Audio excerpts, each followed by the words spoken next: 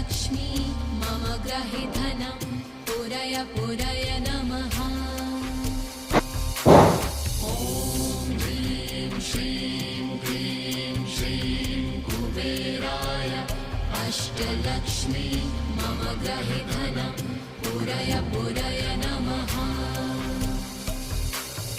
ॐ ह्रीं श्रीं क्लीं श्रीं कुबेराय अष्टलक्ष्मी मम ग्रहे धनं पुरय पुरय नमः। ॐ ह्रीं श्रीं क्लीं श्रीं कुबेराय अष्टलक्ष्मी मम ग्रहे धनं पुरय पुरय नमः।